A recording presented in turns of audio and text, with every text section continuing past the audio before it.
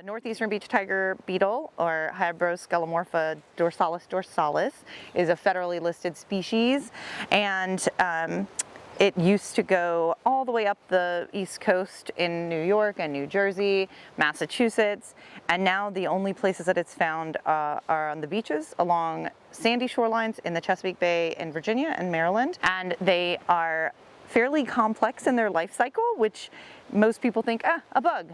It's a bug. It'll be fine. It's going to reproduce quickly. It'll be fine.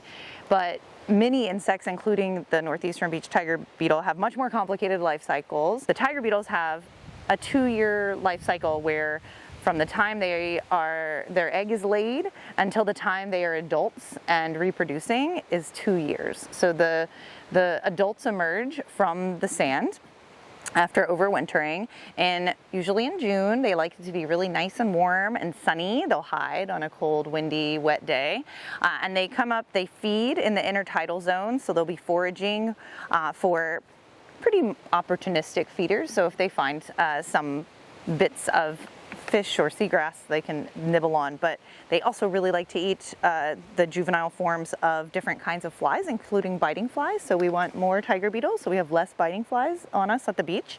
And they breed. The females lay their eggs in the top end of the high tide area, like in the top of the tidal range, in the damp sand, several centimeters into the sediment, and that egg will hatch after about 12 days, and it'll be the first instar, and it'll look just like a little, you won't see them. They're very small, and they stay in the sand.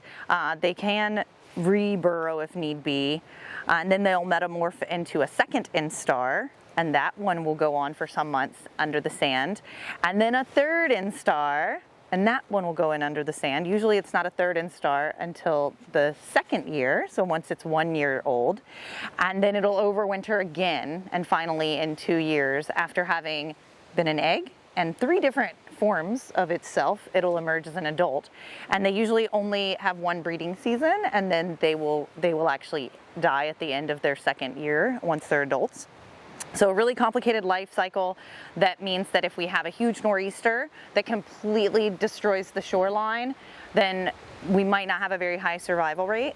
They actually have done studies where they walked over them and did like foot pressure to the weight of humans to see if the eggs and the larvae would survive in the sediment with excessive foot traffic. And sometimes, but they certainly are damaged, and there are always mortalities when there's excessive foot traffic.